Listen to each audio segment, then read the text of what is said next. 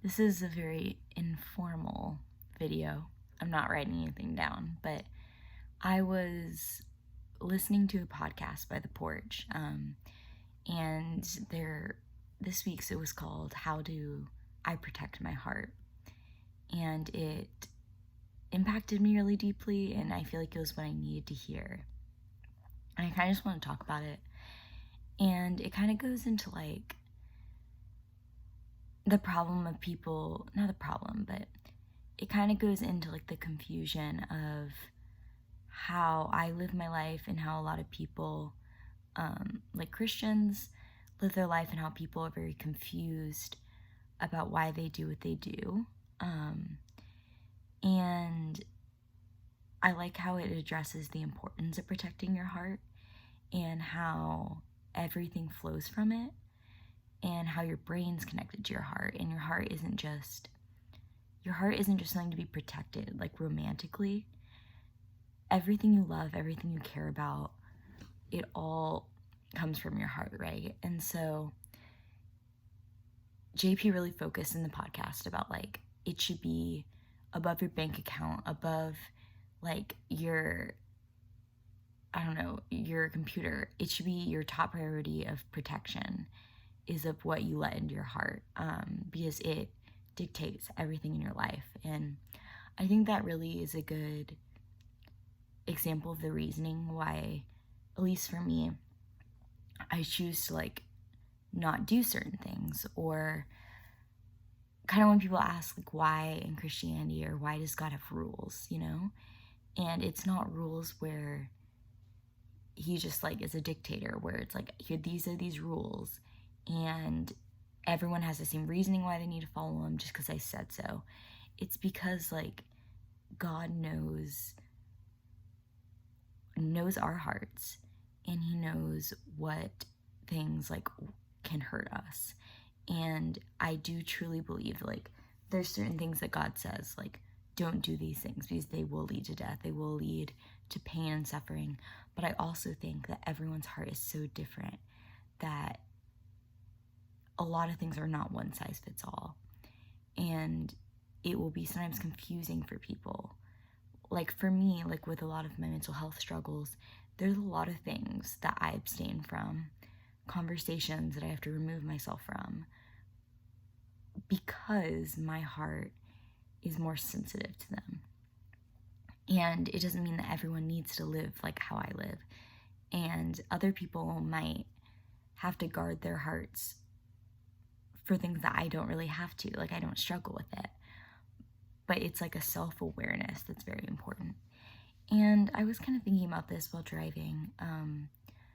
I've been in a lot of like emotional loneliness and pain since college, and I think it's led me to not guard my heart,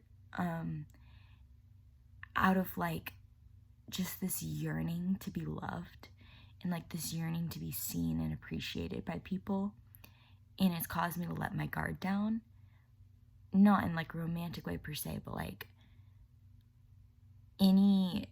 he even said in the podcast like a bouncer, like there should be a bouncer for your heart of checking the boxes of safety, and I think I've just been, I feel things so deeply, and I love people so easily, and I think that I want to feel wanted so badly that I'm not really protecting myself, and I'm allowing myself to become overly attached to people and get my hopes up for how I think people should feel about me. Like they're gonna feel the same way about me as I feel about them.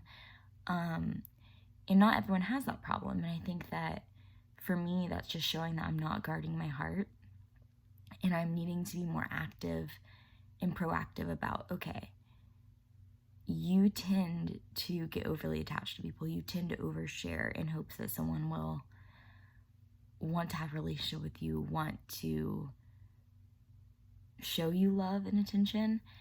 And that's something I need to be aware of and guard, because it's allowing me to be hurt, because not everyone is meant to be in your heart, like you shouldn't let every single person in hopes that you'll get like a viable love and relationship out of that. And so that's just like something I've been thinking about, of like guarding my heart and how different people are so different, and how it might be different for other people. But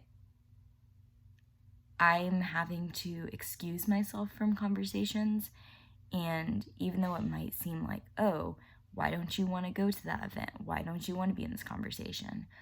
Why don't you want to hang out with that person alone? It's like, well, it might be okay. It might be. But I'm making it a goal to live my life intentionally and self-aware of where my brain goes. I know where I'm weak, and I know where I'm prone to stumble, and if being alone with a person might lead me to like feel like a codependence or overshare or something that's gonna hurt me or hurt them in the long run, like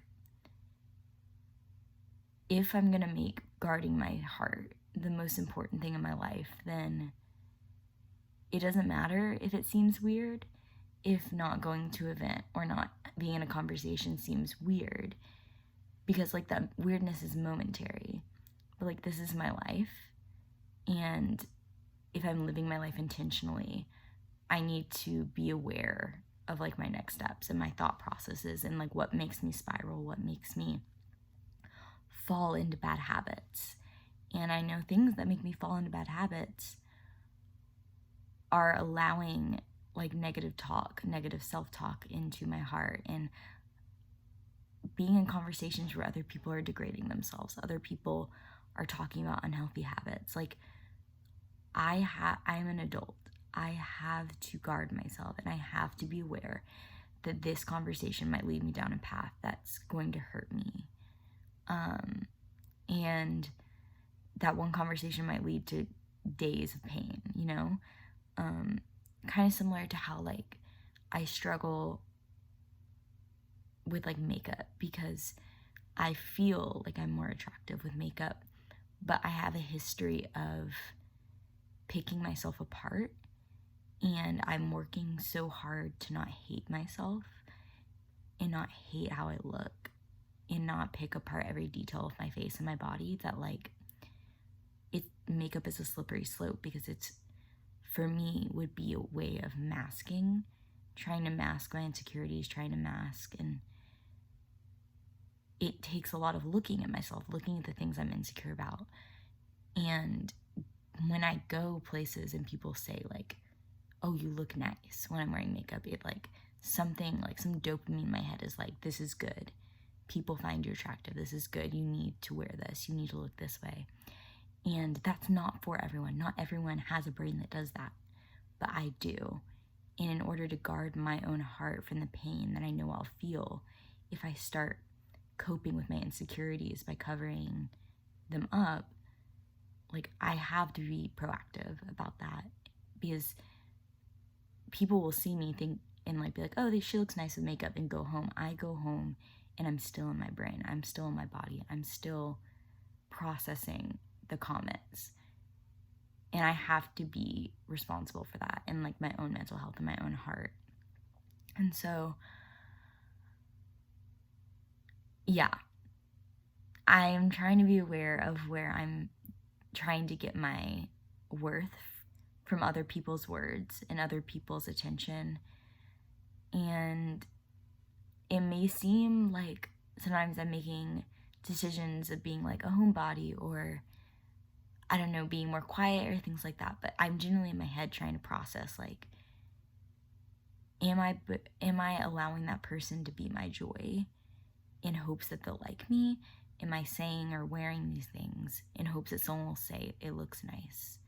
I have to think of those things, because those thoughts control my life, and they may not control your life, but I have to guard my heart, because I'm so prone to attachment. I'm so prone to spiraling and just being unhappy, and I need to be okay with putting myself first in that way. And I don't know, it's a weird I just feel like I've never talked about this, so yeah, I'm working on allowing God to be my worth, to like give me my worth, and reminding myself of my purpose on earth, and it's not to please people or to feel that little dopamine boost when someone says they want to hang out with me or that they care about me and stuff. Like, I'm not living for that. Like, I'm living for Jesus. I'm living for love, for kindness. I'm not living for validation from others. So yeah, that's all.